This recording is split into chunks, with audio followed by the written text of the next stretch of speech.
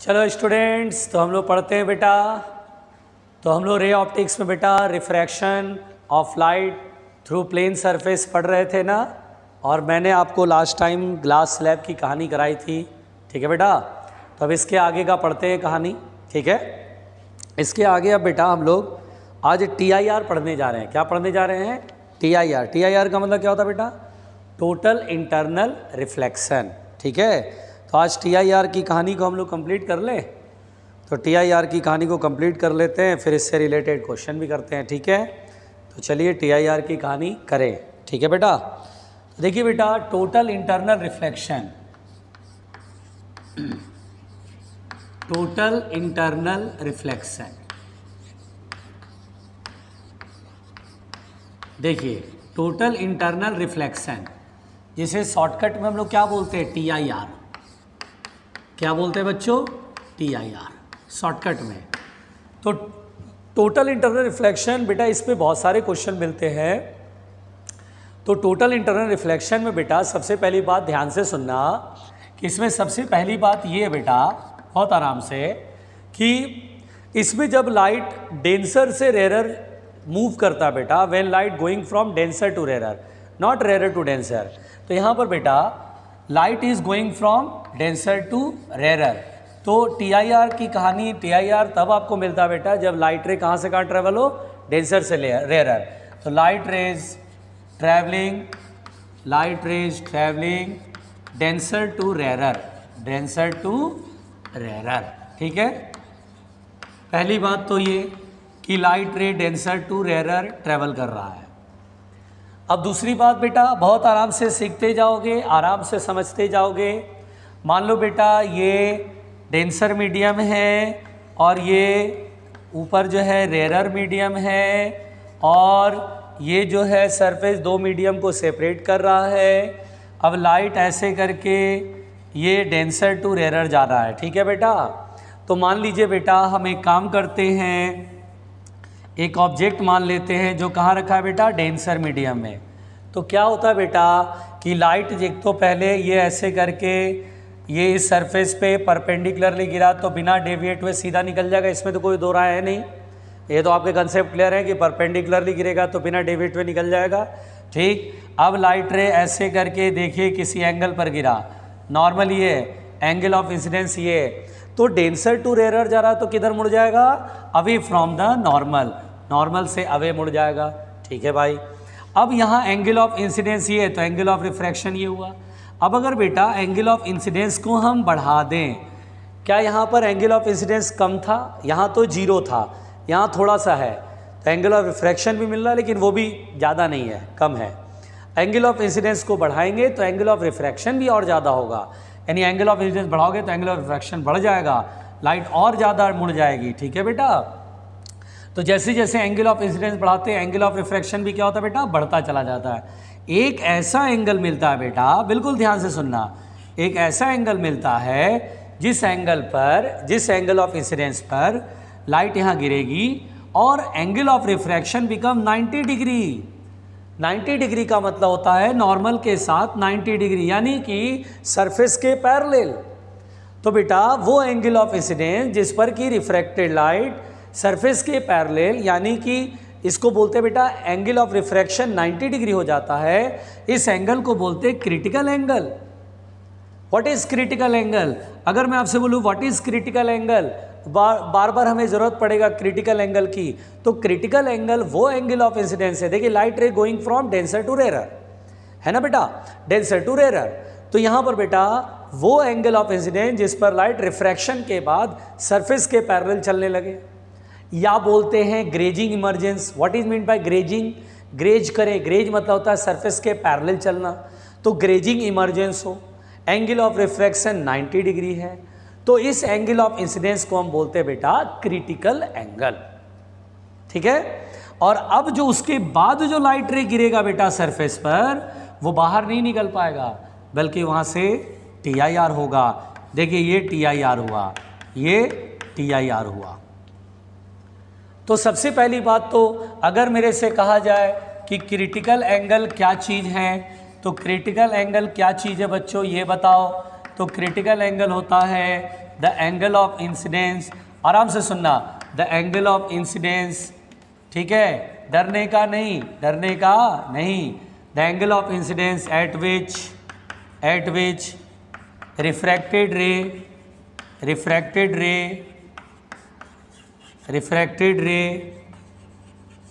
travels parallel to the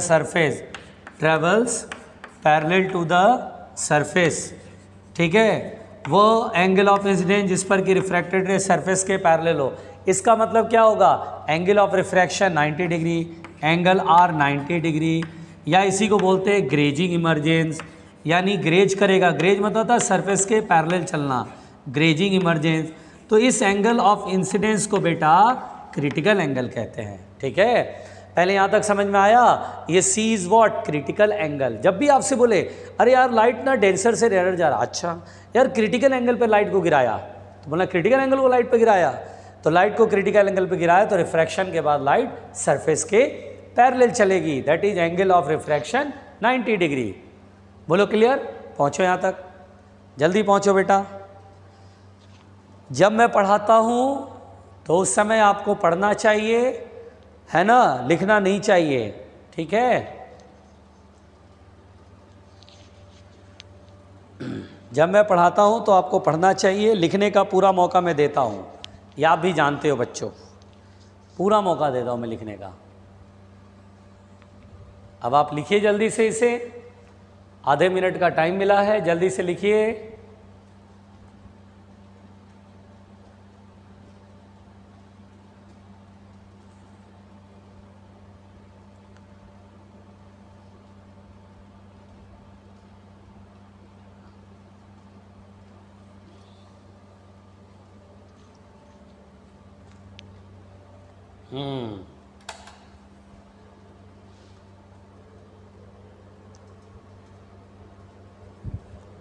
हो गया,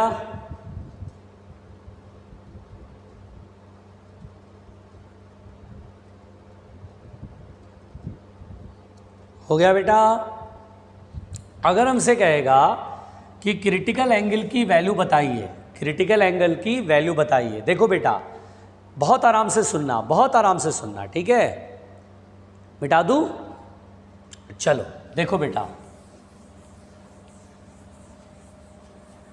अगर मुझसे क्रिटिकल एंगल की वैल्यू पूछेगा तो इंसिडेंट रे जिस मीडियम में ट्रेवल करता है उसको फर्स्ट मीडियम बोलते हैं बेटा, और रिफ्रैक्शन के बाद ये रेयर मीडियम में ट्रेवल हो रहा है, स्नेल्स लॉ लगाइए यहाँ पर स्नेल्स लॉ। जब क्रिटिकल एंगल ऑफ इंसिडेंस और एंगल ऑफ रिफ्रैक्शन कितना है 90 डिग्री, तो देखिए Snell's law μ1 into sine C, तो देखिए μ1 into sine C equal to μ2 into sine R, और साइन आर में आर कितना बेटा 90 डिग्री, साइन 90 डिग्री 1, तो यहाँ पर बेटा sine C is equal to μ2 over μ1।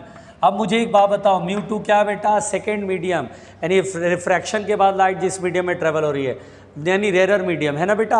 आप इसको ऐसे भी याद रख सकते हो कि रेयर मीडियम का रिफ्रैक्टिव इंडेक्स ऊपर अपॉन डेंसर मीडियम का रिफ्रैक्टिव इंडेक्स नीचे, ठीक है बेटा। यहाँ पर sine C is equal to μ2 over μ1, यानी रेयर मीडियम का रिफ्रैक्टिव इंडेक्स ऊपर अपॉन डेंसर मीडियम का रिफ्रैक्टिव इंडेक्स नीचे।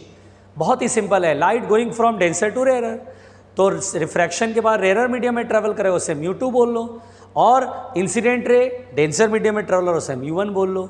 यहाँ पर μ2 बेटा कम होगा, μ1 ज़्यादा होगा, तभी तो ये रेशियो 1 से छोटा आएगा। कॉमन सेंस लगाओ ना, साइन की वैल्यू कभी 1 से बड़ी होती है, नो। तो अगर μ2 अगर आपने गलती से डेंसर का रख दिया तो गड़बड़ हो जाएगा ना, आ रही बात समझ में। μ2 हमेशा डेंसर से कम होना है, मतलब μ1 से कम होना चाहिए, यानी ऊपर रेयर मीडियम की रिफ्रैक्टिव इंडेक्स, नीचे डेंसर मीडियम की रिफ्रैक्टिव इंडेक्स। लिखो लिखो, ये लिखो, इधर लिखो, परेशान मत होना बेटा, परेशान मत होना, ध्यान से सीखो, जल्दी लिखो, आई एम वेटिंग, जल्दी जल्दी भाई, जल्दी जल्दी भाई, जल्दी जल्दी।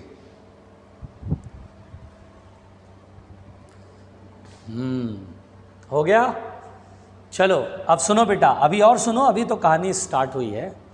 अगर मान लो बेटा क्रिटिकल एंगल की वैल्यू ऐसे भी लिखते हैं, देखो इफ μ2 बाई μ1 को, ध्यान दीजिएगा बेटा, μ2 बाई μ1, जैसे refractive index of second with respect to first, अगर मैं ऐसा करूं बेटा या ऐसा करूं, रुक जाओ, इफ μ1 बाई μ2 इज म्यू, इसको बोलते हैं रिलेटिव रिफ्रैक्टिव इंडेक्स। क्या बोलते हैं बेटा? Relative refractive index. किसका refractive index? Refractive index of first with respect to second, refractive index of first with respect to second. इस चीज़ को याद रखो, μ1 बाई μ2 अगर म्यू है, यानी रिफ्रैक्टिव इंडेक्स ऑफ फर्स्ट किसका? डेंसर का रिफ्रैक्टिव इंडेक्स, रेयरर के रिस्पेक्ट में म्यू है, तो देन आप क्रिटिकल एंगल का फॉर्मूला लिख सकते हैं sine C equal to, sine C equal to क्या होगा? μ2 बाई μ1 होगा ना, हमने पढ़ा है ना रेयरर का ऊपर में, तो μ2 बाई μ1 होता μ2 बाई μ1 है, तो μ1 बाई μ2 को क्या लिखेंगे? 1 बाई म्यू, भाई μ1 बाई μ2 म्यू है, तो μ2 बाई μ1 क्या होगा? 1 बाई म्यू, तो sine C equal to 1 by mu. नहीं आया समझ में? Sine C equal to 1 by mu. जैसे मैं आपको और समझाता हूँ, डोंट वरी, अभी मैं आपको और समझाता हूँ, पहले इसे नोट करो, है ना, अभी मैं इस पर और बात करता हूँ, टेंशन ना लो। लिखो पहले, इधर की तरफ लिखो, इधर की तरफ लिखो जल्दी, इधर की तरफ लिखो जल्दी।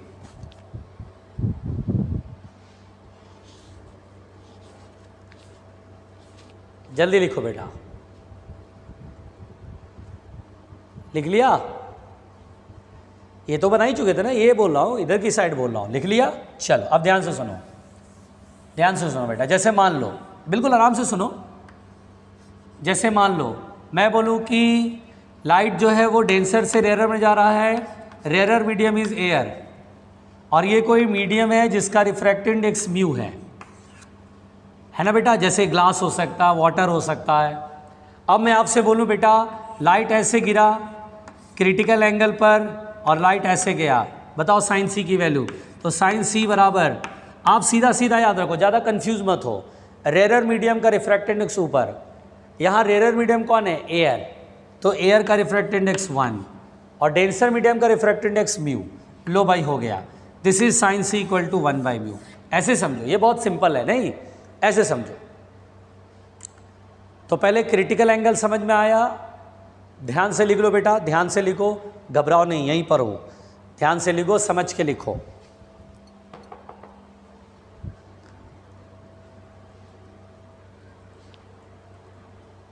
चलो मिटा दूं,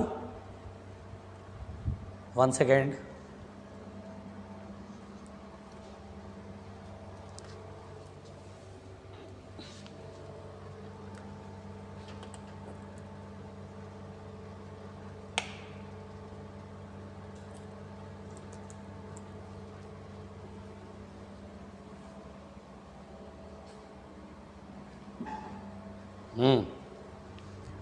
चलो बेटा मिटाते हैं इसको।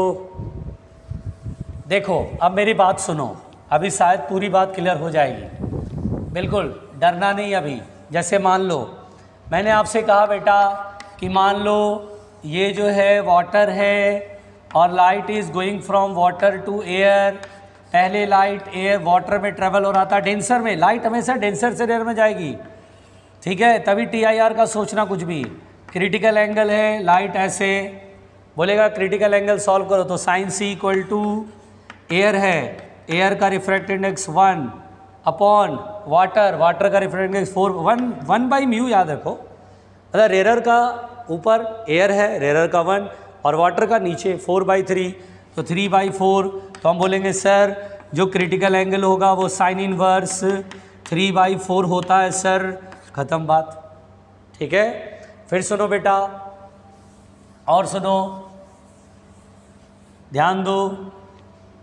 अगर मैंने आपसे कहा ये मान लो ग्लास है और ये मान लो एयर है बेटा, अगर मैंने आपसे कहा ये ऐसे आ रहा है क्रिटिकल एंगल पर, लाइट ऐसे जाएगा, अब बोला साइन सी की वैल्यू लिखो, तो sine C equal to rarer medium के रिफ्रैक्टिव इंडेक्स ऊपर, एयर है तो 1 अपॉन डेंसर मीडियम के रिफ्रैक्टिव इंडेक्स नीचे, ग्लास का रिफ्रैक्टिव इंडेक्स 3/2 तो 2/3, 2 पर जाएगा ना, तो C इक्वल टू होगा साइन इनवर्स 2/3।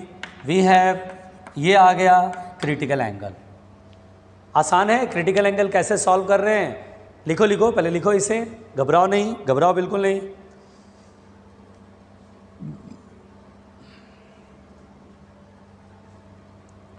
घबराना बिल्कुल नहीं है,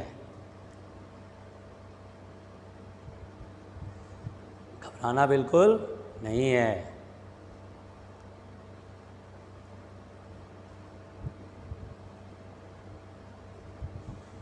मिटा दिया जाए, चलो ठीक।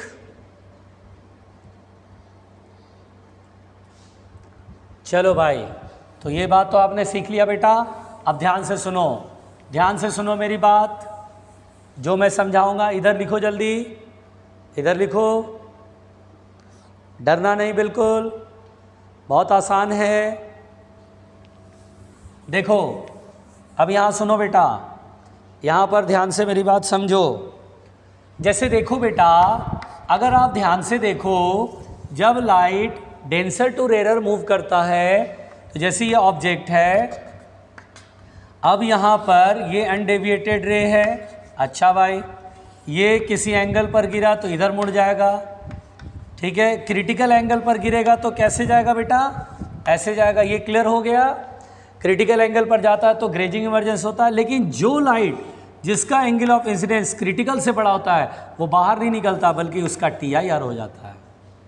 तो हम बोलते हैं कि when angle of incidence, when, या ऐसे समझो, light is travelling from, light is travelling from, light कहाँ से कहाँ ट्रैवल हो रहा है बेटा, light is travelling from denser to rarer. Condition है बेटा कि डेंसर से रेयरर होना चाहिए, denser to rarer, and it is found that, और ये पाया गया है कि, ये पाया गया है कि बहुत आराम से, when the angle of incidence, when the angle of incidence, when the angle of incidence, जब angle of incidence, when the angle of incidence is greater than critical angle, greater than critical angle, greater than critical angle, then TIR takes place। इसको बोलते हैं total internal reflection. क्या होता है बेटा कि इसमें 100% लाइट जो है वो रिफ्लेक्ट होती है। ये जस्ट लाइक जो है बेटा, TIR में तो रिफ्लेक्शन लिखा हुआ है ही, ठीक है। देखिए ये एक्चुअली क्या होता है बेटा, इसमें 100% लाइट रिफ्लेक्ट होगी, ऐसा नहीं होगी सम पार्ट रिफ्रैक्ट कुछ पार्ट रिफ्लेक्ट, ऐसा नहीं होगा। एकदम 100% लाइट जो है TIR होगा, एकदम जस्ट लाइक आइडियल रिफ्लेक्टर की तरह होगा। लाइट ऐसे गिरेगी 100% रिफ्लेक्ट होगी। क्रिटिकल एंगल से जैसे ही थोड़ा सा बड़ा एंगल ऑफ इंसिडेंस हुआ, बस लाइट वापस सेम मीडियम में लौट जाएगी, angle of law of reflection को फॉलो करते हुए। Angle of incidence equal to angle of reflection, एकदम जस्ट लाइक आइडियल रिफ्लेक्टर की तरह है। तो ऐसा कब होता है बेटा, जब एंगल ऑफ इंसिडेंस क्रिटिकल से बड़ा हो जाए। क्रिटिकल से जैसे ही बड़ा हुआ, बस TIR टेक्स प्लेस, TIR हो जाएगा, मतलब लाइट बाहर नहीं निकल पाएगी, लाइट अंदर ही रह जाएगी, मिरर की तरह काम करेगा। 100% लाइट, इसलिए बोला गया total internal reflection. Total reflection होता है मतलब ज़रा सा भी अगर 100 जूल गिरा तो 100 जूल रिफ्लेक्ट होगा, कोई बाहर एनर्जी नहीं जाएगी। इसे इसका नाम पड़ा है टोटल इंटरनल रिफ्लेक्शन। पहुँचो यहाँ तक, जल्दी पहुँचो, जल्दी जल्दी जल्दी जल्दी जल्दी जल्दी। छोटी छोटी चीज़ें बेटा, बहुत ज़्यादा टफ नहीं है पढ़ाई, बहुत सिंपल सिंपल चीज़ें चल रही हैं, ठीक है, बहुत ही सिंपल सिंपल चीज़ें चल रही हैं, उसको समझते जाओ, आसान लगेगा बेटा। मिटा दूँ? चलो चलो भाई मिटाते हैं, चलो भाई मिटाते हैं, मिटा दूँ? चलो मिल के मिटाओ। अब आपको एक बात मैं समझाऊं, ज़रा ध्यान से समझना। देखो कुछ लोग तो सुनने को तैयार होते नहीं हैं, है ना, लेकिन फिर भी कोशिश करो समझने की बेटा। तैयारी कर रहे हो, पूरे मन से तो पढ़ना ही पड़ेगा। ध्यान से सुनो जो अब मैं बोल रहा हूँ। अच्छा बताओ, एंगल ऑफ इंसिडेंस अगर क्रिटिकल से छोटा है, आई लेस देन सी है, बोलो क्या होगा? तो बोलेंगे अगर आई एंगल ऑफ इंसिडेंस क्रिटिकल से कम है तो रिफ्रैक्शन होगा, यानी लाइट इस मीडियम में से दूसरे मीडियम में चली जाएगी, तो हम बोलेंगे सर रिफ्रैक्शन होगा। होगा रिफ्रैक्शन? यस।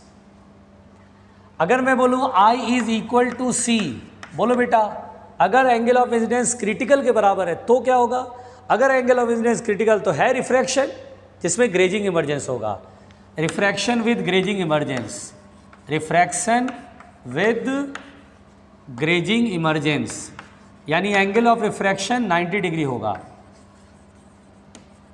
ग्रेजिंग जब भी बोलता बेटा तो सरफेस के पैरेलल समझते हैं ना, ग्रेजिंग इमर्जेंस। अच्छा, आई ग्रेटर देन सी, बताओ बेटा अगर एंगल ऑफ इंसिडेंस सी से बड़ा, सी से बड़ा मतलब इधर जाना है, सी से बड़ा तो क्या होगा? T I R. तो हम बोलेंगे sir T I R takes place total internal reflection. तो बताओ एकदम ये वाली चीज़ याद रखोगे, अगर क्रिटिकल एंगल से छोटा एंगल ऑफ इंसिडेंस हुआ, एंगल ऑफ इंसिडेंस कम है, क्रिटिकल ज़्यादा है, रिफ्रैक्शन होगा। इक्वल हो गया तो रिफ्रैक्शन विद ग्रेजिंग इमर्जेंस, यानी रिफ्रैक्शन तो होगा लेकिन सरफेस के पैरेलल चलेगी लाइट। और आई ग्रेटर देन सी का मतलब टी आई आर हो गया। इसे लिखो, चलो इसे लिखो, ये लिखो, काम की चीज़ है ये, बिल्कुल आराम से समझने की चीज़, बिल्कुल आराम से समझने की चीज़।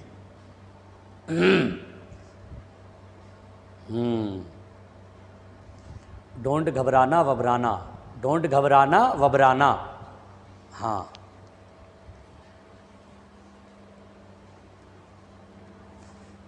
हाँ भाई, बहुत लोगों को तो टफ लग रहा होगा, पता नहीं क्या पढ़ाए जा रहे हैं सर आज, लेकिन है बहुत ही आसान प्यारे बैलो, है बहुत ही आसान। फिर देखो बेटा ध्यान से सुनो, मिटा दो इधर। चलो अगर आपसे बोले condition for T I are, अगर मैं बोलूं condition for T I are, condition for T I are की कंडीशन क्या होती है? तो आपको बोलना आई इज ग्रेटर देन और इक्वल टू सी, यानी एंगल ऑफ इंसिडेंस कम से कम सी के बराबर हो। कम से कम सी के बराबर का मतलब होता है जैसे मान लो क्रिटिकल एंगल 30 डिग्री है, क्रिटिकल एंगल 30 डिग्री है तो ऐसे होगा, ग्रेजिंग इमर्जेंस होगा। अब मैं बोलूँ एंगल ऑफ इंसिडेंस 30.00000001 डिग्री हो गया तो क्या होगा? टी आई आर हो जाएगा। एग्जैक्टली 30 डिग्री पर तो ग्रेजिंग में, जरा सा उससे बड़ा होने पर क्या होता है? टी आई आर हो जाता है। इसलिए condition for T I are में आई की सबसे कम से कम वैल्यू जिसके बाद टी आई आर होगा तो हम बोलेंगे सी के इक्वल, इसलिए इक्वलिटी यहाँ पर रखते हो बेटा, आई ग्रेटर देन इक्वल टू सी। कोई बोले मिनिमम एंगल ऑफ इंसिडेंस जिस पर कि टी आई आर होगा तो हम वहाँ पे क्रिटिकल एंगल सॉल्व कर लेंगे और बोलेंगे यही मिनिमम एंगल, इसके ऊपर एंगल करो बस टी आई आर शुरू होने लगेगा। तो इसलिए condition for T I are में कंफ्यूज मत होना, आई ग्रेटर देन और इक्वल टू सी भी बोलते हैं, इक्वलिटी भी, क्योंकि 30 और 30.001 में क्या अंतर है? बहुत थोड़ा सा अंतर है, उसको लगभग सी के बराबर मान के चलते हैं। ठीक है बेटा, चलो भाई ये लिखा तो कुछ समझ में आया? सही सही बताना कुछ समझ में आया? चलो मैं एक सवाल पूछता हूँ, बताना बेटा, मैं एक सवाल पूछता हूँ, जल्दी बताना, जल्दी बताना बेटा। एक सवाल पूछता हूँ, ये कोई सरफेस है, यहाँ रिफ्रैक्टिव इंडेक्स 1 है और यहाँ √2 है, लाइट ऐसे आई और 60 डिग्री पर गिरी, बताओ लाइट उधर रिफ्रैक्ट हो जाएगा या लौट जाएगा? टी आई आर होगा। रिफ्रैक्शन होगा कि टी आई आर होगा? रिफ्रैक्शन और टी आई आर, रिफ्रैक्शन होगा या टी आई आर होगा?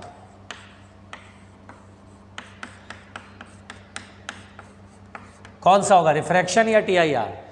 तो हम बोलेंगे सर एक काम करते हैं, देखो 60 डिग्री तो एंगल ऑफ इंसिडेंस है, रिफ्रैक्शन के लिए मतलब सी से कम आना चाहिए एंगल ऑफ इंसिडेंस, और टी आई आर के लिए सी से बड़ा होना चाहिए। एक काम करो, पहले क्रिटिकल एंगल चेक करो, इसको भूल जा बेटा, पहले इस सरफेस का क्रिटिकल एंगल चेक करते, बनाने का तरीका, sine C equal to rarer medium का रिफ्रैक्टेड इंडेक्स ऊपर, ये रेरर मीडियम है, इसका रिफ्रैक्टेड इंडेक्स कम है तो रेरर, और ये √2 है, बड़ा है, डेंसर, 1/√2, तो C इक्वल टू कितना होगा बेटा? 45 डिग्री, यानी क्रिटिकल एंगल कितना है?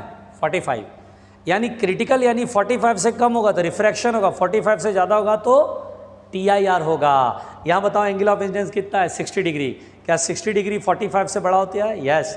तो हम बोलेंगे सर यहाँ पे TIR होगा।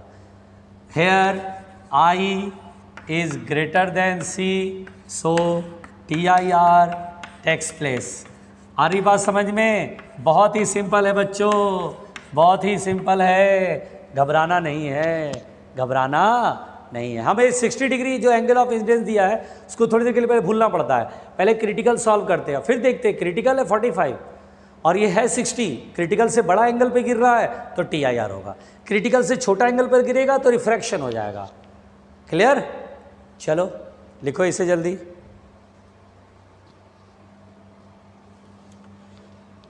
जल्दी बताओ बेटा, समझ में आ रहा है? बहुत आसान चल रहा है, ईमानदारी से, ईमानदारी से। TIR, ठीक है? चलो अब ध्यान देना, चलो अब ध्यान देना। मिटा दूं? चलो भाई, आओ मिलके मिटाएं, आओ मिलके मिटाएं। अच्छा थोड़ा सा रुक जाता हूँ वरना जान दे देंगे कुछ लोग कि हम सर नहीं लिख पाए अभी तक। जल्दी चलो बेटा, आगे पढ़ें, आगे बढ़ें। अब हम लोग पढ़ने जा रहे हैं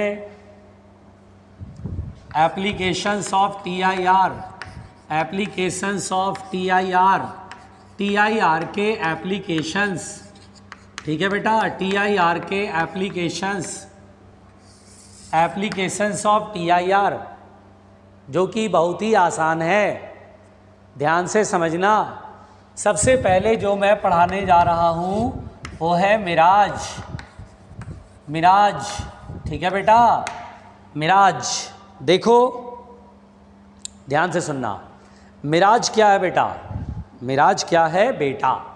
देखो मिराज ये होता बेटा, गर्मी के टाइम पर धूप में जब आप कभी हाईवे पे चलते हैं, सड़क पे चलते हैं, गाड़ी से चल रहे हैं, तो आप दूर देखते हैं तो लगता है रोड पे पानी बिखरा हुआ है। ऐसा होता है जब धूप पड़ रही होती है तब, है गर्मी के टाइम पे, समर सीजन में धूप में आपको ऐसा दिखेगा कि उधर की तरफ पानी फैला हुआ है। या कभी रेगिस्तान घूमने जाओगे ना, रेगिस्तान कभी घूमने जाओगे जैसे राजस्थान में, दुबई में, तो वहाँ पर रेगिस्तान में जब तुम यहाँ खड़े हो ना तो दूर देखोगे ना तो तुम्हें लगेगा पानी बिखरा हुआ है, और पास जाओगे तो पानी नहीं रहेगा। रोड पर तुम देख रहे हो दूर पानी फैला हुआ है, वहाँ पर जाएगी तुम्हारी गाड़ी तो वहाँ कोई पानी नहीं फैला हुआ, तो रोड है, सूखा हुआ रोड है। तो दरअसल क्या होता है कि समर सीजन में, गर्मियों के टाइम में बेटा, दूर पर हमें लगता है पानी फैला हुआ है, लेकिन वहाँ जाते हैं तो पानी नहीं रहता है। This is mirage. वहाँ जो पानी होने का जो एहसास दिलाता है, दैट इज मिराज, है ना। अब सुनिए ध्यान से, मिराज को समझते हैं। मिराज में क्या होता है बेटा, जैसे समर टाइम में ऐसा क्यों होता है, ठंडी के टाइम में क्यों नहीं होता, ये समझिए तो आपको खुद समझ में आ गया। अच्छा ये होता है, और पानी कैसे दिखता है ये भी समझना है। देखिए मिराज में क्या होता है, जैसे ये ग्राउंड जो है गर्म हो जाता है गर्मी के टाइम में, ग्राउंड क्या हो जाता है, गर्म हो जाता है। चलो भाई गर्म हो गया, तो गर्म होने पर क्या होता है, एयर ऊपर की तरफ उठती है, तो एयर की जो रिफ्रैक्टिव इंडेक्स होती है बेटा वो एक जैसी नहीं रहती है, बल्कि ऊपर जाने पर रिफ्रैक्टिव इंडेक्स बढ़ती जाती है। यानी ऊपर जाने पर एयर जो है डेंसर होने लगता है, तो नियर द सरफेस एयर जो है वो रेयरर हो जाता है। तो हम ऐसे बोलते हैं ऊपर जाने पर म्यू जो है वो इंक्रीज हो जाता है, म्यू इंक्रीजेज। म्यू क्या हो जाता है बेटा, इंक्रीज होता है ऊपर जाने पर। अब जैसे इससे ऊपर जाएंगे म्यू घटेगा, तो यानी रेयरर किधर होगा, नियर द सरफेस, और ऊपर जाने पर डेंसर होता जाएगा। ठीक है, ये रोड है। अब आप दूर पे हैं, अब आप दूर पे हैं और आपको दूर से लगता है वहाँ पानी फैला हुआ है, उसमें क्या होता है बेटा, ये जो कोई क्लाउड है, कोई बादल है, ठीक है, ये स्काई से लाइट आ रही है ना, कोई क्लाउड समझ लो, लाइट आ रही है, ये जो लाइट जब ऐसे आती है बेटा टुवार्ड्स द ग्राउंड, तो यहाँ पर चूंकि मैंने क्या बताया, एयर जो है ऊपर जाने पे डेंसर हो रहा है, नीचे जाने पे रेयरर हो रहा है, तो इसे कई लेयर में डिवाइड कर ले, first layer, second layer, third layer, fourth layer में डिवाइड कर ले। ये ग्राउंड है, ये ग्राउंड है, ध्यान से, ये ग्राउंड है। तो लाइट क्या होता है, लेयर में डिवाइड कर सकते हैं, सॉरी एयर को लेयर में डिवाइड कर सकते हैं। क्यों? क्योंकि अब जो है धरती गर्म हो जाती है, ग्राउंड गर्म हो जाता है, तो गर्म होने पर जो एयर कांटेक्ट में ग्राउंड क्या आता है वो भी गर्म होता है, तो ऊपर की तरफ उठता है, जिससे क्या होता है बेटा, जो एयर की रिफ्रैक्टिव इंडेक्स है वो एक जैसी नहीं रहती है। ऊपर जाने पर रिफ्रैक्टिव इंडेक्स बढ़ता जाता है, नीचे आने पर डिक्रीज होता है। अब सोचो लाइट ऐसे चल रही है तो ऐसा लग रहा है लाइट डेंसर टू रेयर चल रही है, तो लाइट डेंसर टू रेयर चली, अभी नॉर्मल से एंगल बना रहा है, क्रिटिकल से कम है, तो लाइट रिफ्रैक्ट होगी ऐसे, है ना, लाइट ऐसे रिफ्रैक्ट होगी, घबराना नहीं बेटा, लाइट ऐसे रिफ्रैक्ट हो गई, फिर लाइट रिफ्रैक्ट हो गई, फिर लाइट यहाँ पर आके गिरी और पता चला यहाँ पर जो है TIR से मतलब क्रिटिकल से बड़ा एंगल है, तो लाइट यहाँ से करके ऐसे करके ये TIR होता है बेटा। और जैसे ही TIR होता है, आप यहाँ पे खड़े हैं, दूर आप यहाँ पे खड़े हैं, ठीक है, दूर आप यहाँ पे खड़े हैं, तो आपको पता है क्या दिखाई देगा, ये आँखों में जाएगा और आपको लगेगा यहाँ पर क्लाउड का इमेज बनेगा, ऐसा लगेगा ग्राउंड एक मिरर की तरह क्लाउड का इमेज बनेगा। जैसी इमेज बनेगा यहाँ पर आपको लगेगा क्लाउड है, तो क्लाउड जो होता है वो यहाँ पर बेटा वाटर जैसा काम करता है। जैसे क्लाउड का जो इमेज बनता है यहाँ पर, तो ऐसा लगता है पानी फैला हुआ है, क्योंकि बादल की जो तस्वीर बनती है बेटा ऐसा लगता है पानी फैला हुआ है। तो यहाँ पर बेटा सरफेस पे यहाँ पे वाटर अपीयरेंस होता है, वाटर का अपीयरेंस होता है, क्योंकि वो एक्चुअली में क्लाउड का इमेज बनता है जो हमें पानी के होने का एहसास दिलाता है। ठीक है, यही रे जो है आंखों में जाती है तो ऐसा लगता है क्लाउड का इमेज जो कि पानी की तरह काम करता है, ऐसा लगता है दूर पानी फैला हुआ। ये दूर वालों के लिए होगा, पास रहोगे तो नहीं होगा ऐसा, पास आओगे ना तो गायब हो जाएगा। दूर वालों के लिए, दूर जैसे मैं यहाँ खड़ा हूँ और मेरा दोस्त कोई 200 मीटर दूर वहाँ पे खड़ा है, मैं बोलूँगा अरे यार वो पोल के पास पानी फैला हो, बोलेगा कहाँ पोल के पास पानी फैला हो, कोई पानी वानी नहीं है, बढ़िया रोड है, सूखी रोड है, सड़क है, धूप पड़ रही है, बस बड़े बढ़िया, और क्या है, पानी थोड़ी ना है। मैं बोलूँगा यार पानी है, तो मेरे लिए मिराज है वो। क्यों? क्योंकि लाइट रिफ्लेक्ट होके TIR होके मेरे तक पहुँच रही, उस तक नहीं पहुँची। आ रही है समझ में? तो यहाँ पर बेटा ये पूरा प्रोसेस है, लिख लीजिए। In summer season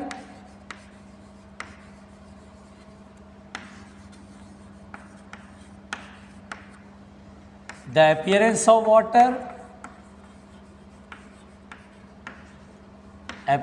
water on the ground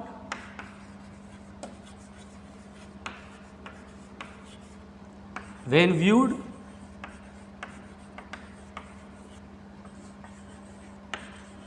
from large distance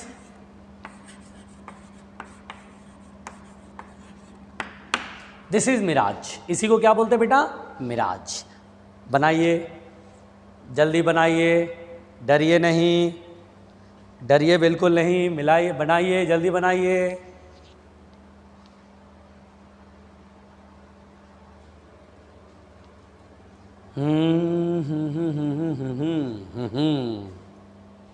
जल्दी बनाओ बच्चों, जल्दी बनाओ, जल्दी बनाओ बच्चों, जल्दी बनाओ।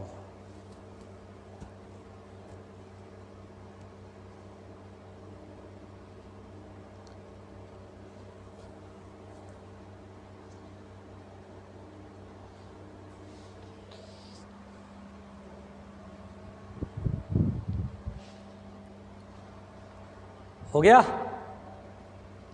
अभी कहाँ, अभी तो चित्र ही बनाना शुरू किया होगा।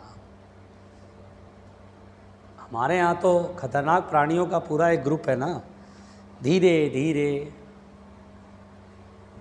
अलग अलग टाइप के, कुछ जो पढ़ते नहीं खाली लिखते रहते हैं, कुछ जो पढ़ने का नाटक करते हैं, समझने का नाटक करते हैं और लिखने के नाम पे बिल्कुल धीरे धीरे उन्हें लगता है कि मैं आगे आने वाले 100 साल तक ऐसा नोट्स बनाऊं कि ये 100 साल तक लोग पढ़ते रहें। जल्दी लिखो बेटा। देख रहे हो कितने दो अलग अलग टाइप के लोग, ग्रुप के लोग हैं।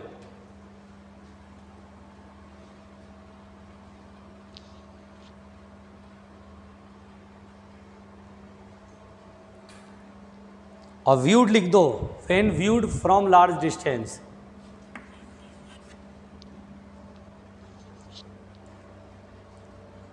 हो गया? तो मिराज की कहानी बहुत ही सिंपल है, बस सीधा बोलना। मिराज किसका एग्जाम्पल है? TIR का एग्जाम्पल है। अगर ये लाइट यहाँ से TIR नहीं होती तो मिराज कभी नहीं दिखता। ठीक है, तो ये TIR का एग्जाम्पल है बेटा। ये किसका एग्जाम्पल है? टी आई आर का, टी आई आर का।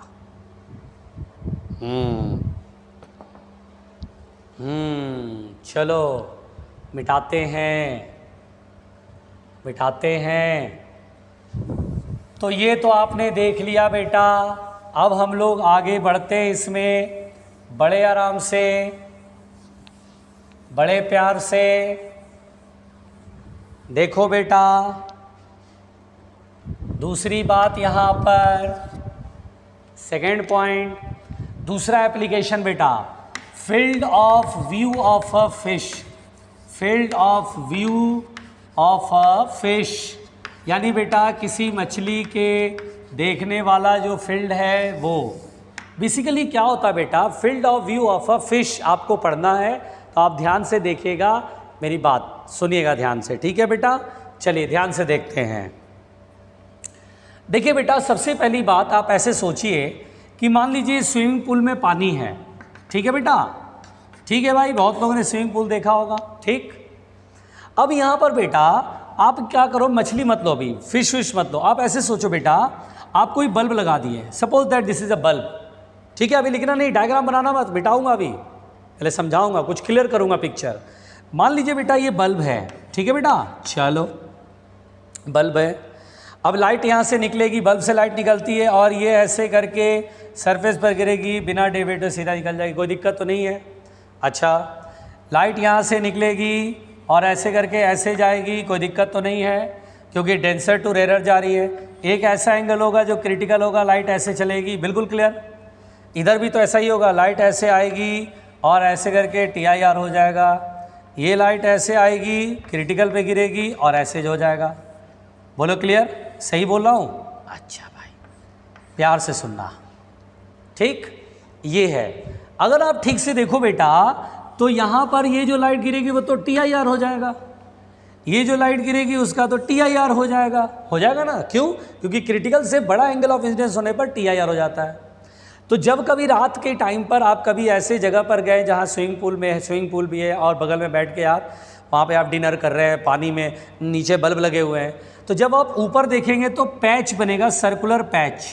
क्या बनेगा बेटा? सर्कुलर पैच, जिसमें कि सारी लाइट बाहर आ रही होगी। ये एकदम ऐसा डिस्क लगेगा, चमकता हुआ डिस्क नज़र आएगा पानी के सरफेस पे, ये बिल्कुल चमकता हुआ डिस्क नज़र आएगा। घबराना नहीं भाई, आपको एक फील कराने के लिए मैं डायग्राम बना रहा हूँ, आप लोग मत बना लेना।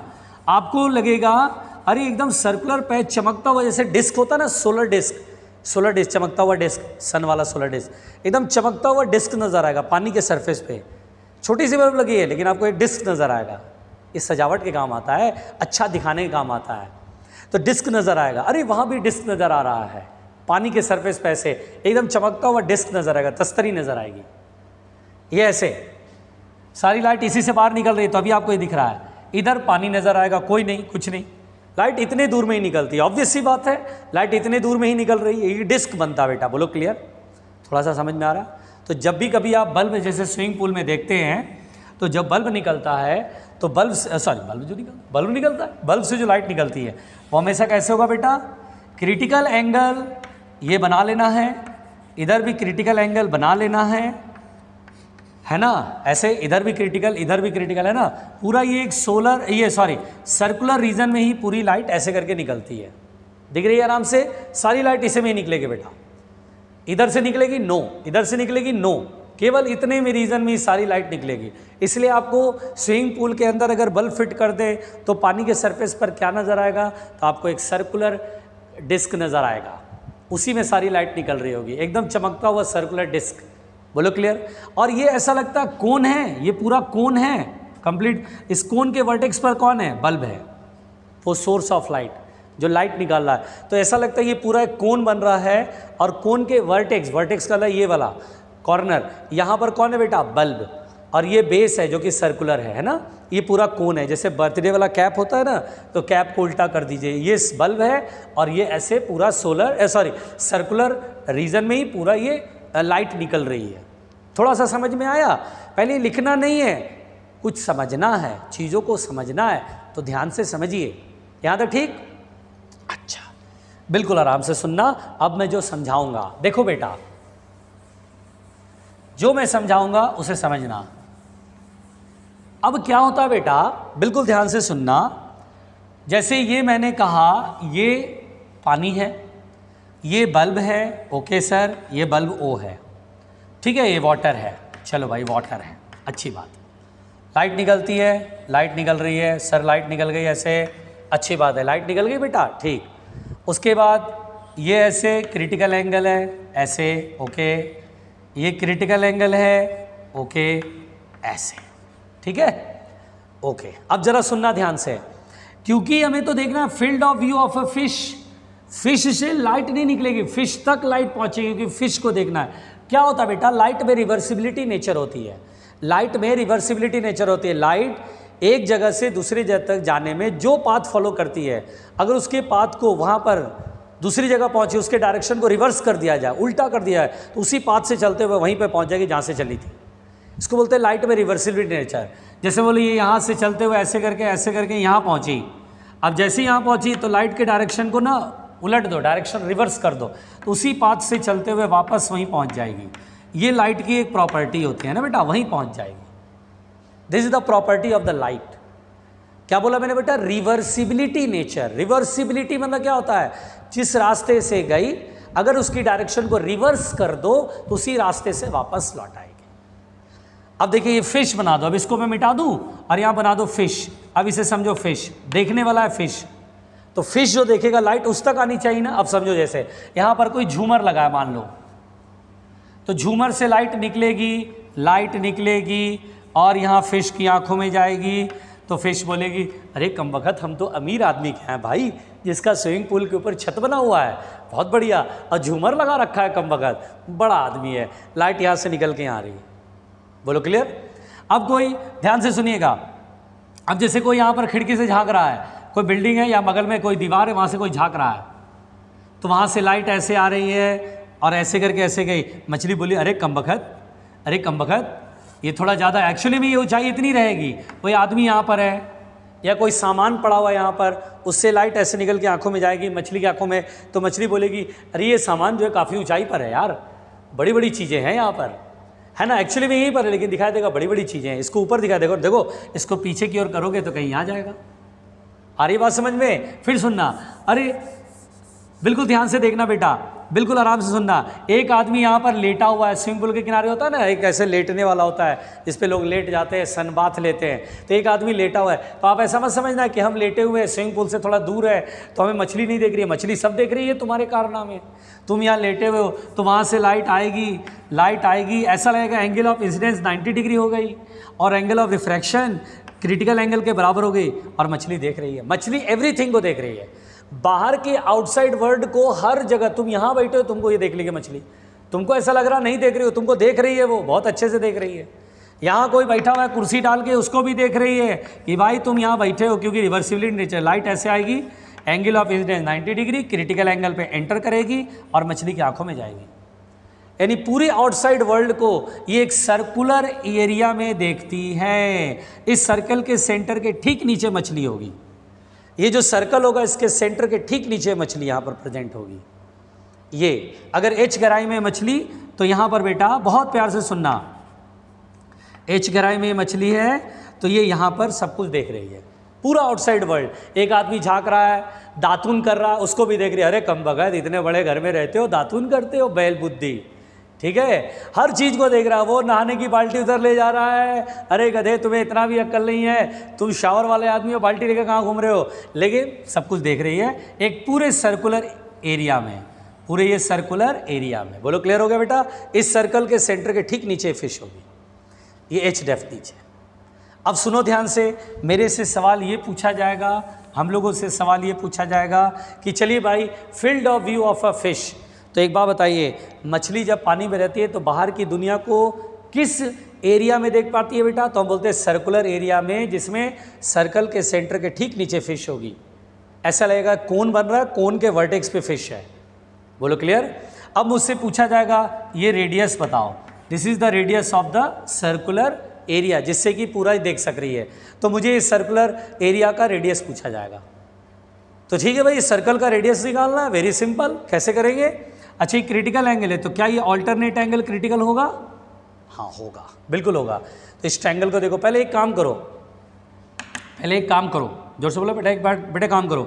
क्या ये राइट एंगल ट्रायंगल है, थीटा के सामने परपेंडिकुलर, ये बेस, तो tan c लगा दो। tan c बराबर कितना होगा, r/h। अब tan c की वैल्यू चाहिए मुझे, ये एयर है 1 और ये वाटर है, अभी मान लेते हैं म्यू के टर्म्स में देंगे। तो एक काम करते हैं, नाउ क्रिटिकल एंगल का फॉर्मूला तो हम जानते ही हैं, साइन c इक्वल टू क्या होता है बेटा, साइन c में किसका म्यू ऊपर लिखेंगे, रेरर का या डेंसर का, तो रेरर का, रेरर कौन है 1 और ये क्या डेंसर म्यू, तो 1/म्यू। चलो भाई साइन c से tan c लिखो, ऐसे लिखते हैं, देखो लिखने का तरीका, राइट एंगल ट्रायंगल बनाओ, साइन c होता है परपेंडिकुलर अपॉन हाइपोटेनियस, यानी परपेंडिकुलर 1 और हाइपोटेनियस म्यू। पाइथागोरस थ्योरम लगा करके हाइपोटेनियस का स्क्वायर माइनस परपेंडिकुलर, बेस निकल गया, तो यहाँ से tan c लिख लो। tan c क्या होता है बेटा, परपेंडिकुलर अपॉन बेस, परपेंडिकुलर कितना 1/√μ² माइनस 1, तो ये भी tan c है, ये भी tan c है, दोनों के इक्वेट कर दूं, तो चलो पहले यहाँ तक लिख लो, ये फर्स्ट इक्वेशन है और ये सेकंड इक्वेशन है, पहले यहाँ तक लिख लो, फिर रेडियस निकाल लेंगे, जल्दी लिखो बेटा, जल्दी लिखो, डरना नहीं, घबराना नहीं।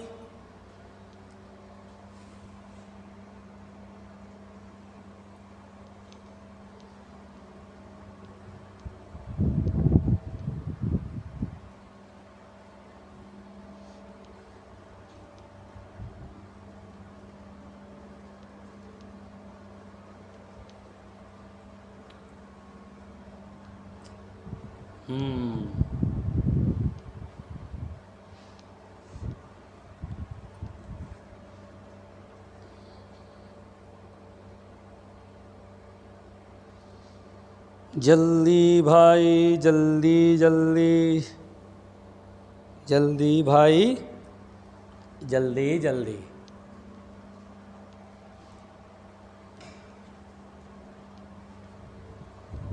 हाँ हो गया,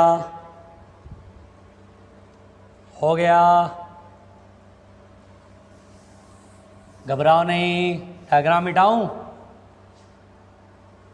चलो डायग्राम मिटाता हूँ बेटा।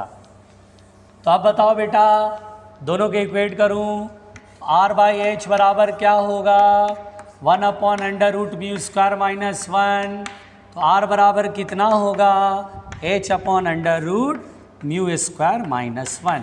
ये फॉर्मूला होता है, याद रखना पड़ेगा। कहाँ से आया मैंने पूरा समझा दिया, जल्दी, बस आपको जल्दी लिखना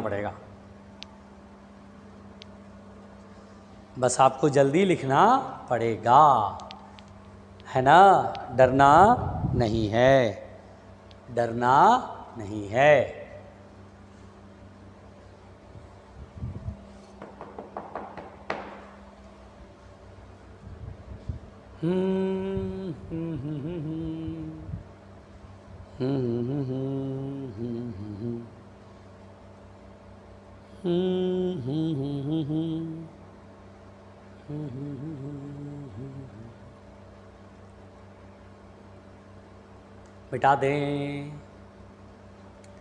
मिटा दें, आओ मिलके मिटाएं। चलो मिटा दो बेटा। तो आपको पहले मुझे बताओ, field of view of a fish clear हुआ, जो कि बहुत ही आसान था, आप डर गए थे, लेकिन कुछ भी नहीं था इसमें, मुंडी ऊपर कर लो बेटा। अब देखो थर्ड एप्लीकेशन है ऑप्टिकल फाइबर, बहुत इजी है। ऑप्टिकल फाइबर क्या होता है बेटा, देख रहे हो आजकल इंटरनेट कितना ज़रूरी हो गया है। ऑप्टिकल फाइबर ये होता है बेटा कि it is use to transmit the electromagnetic signal from one place to another place. हाँ, इलेक्ट्रोमैग्नेटिक सिग्नल मतलब लाइट समझ लीजिए। तो it is used it is used to transmit, एक मिनट,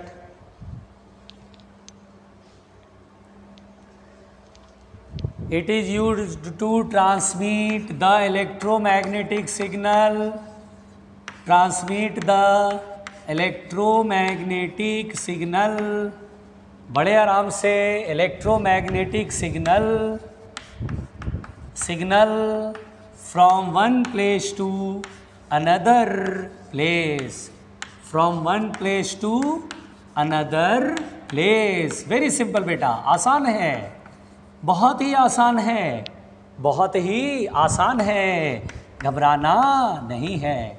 तो it is use to transmit the electromagnetic signal from one place to another place. अब देखिए ध्यान से क्या होता है. ये सिग्नल, ये सॉरी ऑप्टिकल फाइबर है, इसमें बेटा कोर होता है. क्या होता है बेटा? कोर यानी 2 लेयर का ये वायर होता है. ऑप्टिकल फाइबर 2 लेयर वायर होता है, एक अंदर कोर होता है और ऊपर से एक कोटिंग होती है बेटा, एक और लेयर की ऊपर से कोटिंग होती है. जैसे ये एक लेयर है, ये कोर है, उसके ऊपर एक और कोटिंग करते, एक लेयर चढ़ाते ऊपर से, तो ये पूरा कोटिंग होता है. तो यहाँ पर बेटा इसको बोलते हैं क्लैडिंग. जो आउटर लेयर होता है उसको बोलते हैं क्लैडिंग, और इसको बोलते हैं बेटा कोर. क्या बोलते हैं? कोर. यस, ये देखिए ये एक्सिस है. लाइट एक बार एंटर किया, एंटर करने के बाद इस इंटरफेस पे आया. अब देखो बेटा, ये जो कोर और क्लैडिंग होता है, देखो अंदर वाले को कोर बोलते हैं, ऊपर वाले लेयर को क्या बोलते हैं बेटा? क्लैडिंग. अब ये कोर और क्लैडिंग का जो रिफ्रैक्टिव इंडेक्सेस होते हैं बेटा, इसका रिफ्रैक्ट इंडेक्स और इसका रिफ्रैक्ट इंडेक्स, इस तरह का पेयर होता है कि critical angle become very small. The material of the cladding and core are such that कि the critical angles very small. देखो क्रिटिकल एंगल क्या होता है? Sine C is equal to rarer medium upon denser medium. यहाँ पर light ऐसा लग रहा है डेंसर से रेयरर की तरफ जाने की कोशिश कर रहा है, तो क्लैडिंग का ऊपर लिखेंगे, तो ये क्लैडिंग हुआ और ये कोर हुआ. तो इनका इस तरह से रिफ्रैक्टिव इंडेक्सेस होता है कि ये रेशियो बहुत छोटा आता है, बहुत छोटा आएगा. तो छोटा आएगा तो क्रिटिकल एंगल भी क्या होगा? बहुत छोटा होगा. तो लाइट जब भी यहाँ पर एंटर करती है अंदर, तो जो भी एंगल होता है वो क्रिटिकल से बड़ा हो जाता है, क्योंकि क्रिटिकल एंगल जितना कम रहेगा, तुम लाइट गिराओगे, एंगल ऑफ इंसिडेंस क्रिटिकल से बड़ा हो जाएगा, और जैसे ही एंगल ऑफ इंसिडेंस क्रिटिकल से बड़ा होगा तो TIR शुरू हो जाएगा. लाइट ऐसे ऐसे जाने लगेगी अंदर ही अंदर, और एक प्लेस से दूसरे प्लेस तक पहुँच जाएगी. तो क्या बोला मैंने, यहाँ क्रिटिकल एंगल बहुत छोटा या बहुत बड़ा? तो बहुत छोटा, क्योंकि क्रिटिकल एंगल जितना कम रहेगा, जैसे मैं बोलूँ क्रिटिकल एंगल 10 डिग्री है, मैं बोलूँ ये सरफेस है, इस पर 20 डिग्री पे लाइट गिरी, और मैं बोलूँ क्रिटिकल एंगल 10 डिग्री है, तो क्या होगा? TIR होगा. मैं बोलूँ यार 12 डिग्री पे गिराया, अब क्या होगा? तो बोलेंगे 10 डिग्री यार क्रिटिकल, और तुम गिरा रहे हो एंगल ऑफ इंसिडेंस 12, तो TIR होगा. इसलिए क्रिटिकल एंगल हम क्या करते हैं? छोटा कर देते, ताकि किसी भी एंगल पर गिरे तो एंगल ऑफ इंसिडेंस क्रिटिकल से बड़ा ही हो जाए. इसलिए मैं C को जितना चाहे उतना कम कर लूँ. कम कैसे करूँगा? क्लैडिंग और कोर का मटेरियल इस तरह से लेता हूँ ताकि रेशियो बहुत छोटा है, 0.00001, ऐसे समझो. तो critical angle become very small. तो लाइट जैसी एक बार अंदर घुस गई तो पता चला TIR होते होते होते होते होते एक जगह से दूसरी जगह पहुँच गई. आ रही बात समझ में? ये होता है ऑप्टिकल फाइबर. पहुँचो, चित्र बनाओ, चित्र बनाओ, जल्दी बनाओ.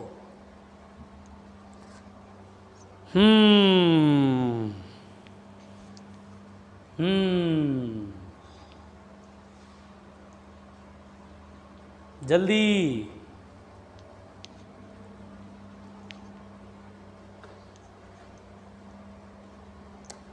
बड़े ही परेशान हो आप.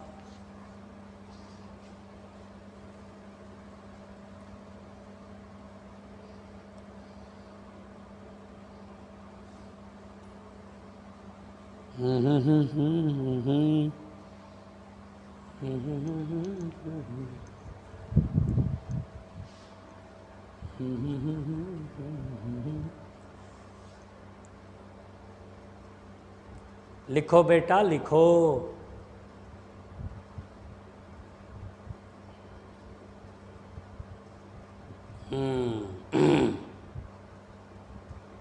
मिलके मिटाएं, मिलके मिटाएं. टेंशन नहीं लेने का, टेंशन नहीं लेने का. Don't take tension.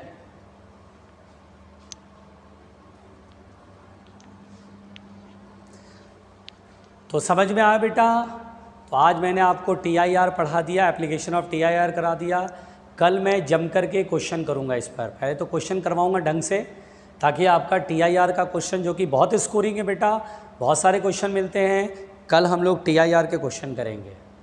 ठीक है, डिफरेंट क्वेश्चन करेंगे, जिससे कि हमारे को क्वेश्चन बनाने में दिक्कत ना हो। ठीक है, देखिए हम लोग रे ऑप्टिक्स में बहुत आगे निकलते चले जा रहे हैं। ठीक है, प्रिज्म थ्योरी इसके बाद पढ़ाना है मुझे, इसके बाद प्रिज्म थ्योरी का ही नंबर है, क्वेश्चन कराऊंगा प्रिज्म थ्योरी, और प्रिज्म थ्योरी के बाद फिर आप जानते हैं रिफ्रैक्शन थ्रू कर्व सरफेस आ जाएगा, प्लेन सरफेस कंप्लीट हो जाएगा। ठीक है, तो चलिए बाकी बातें करते हैं अगले एपिसोड में। Thank you.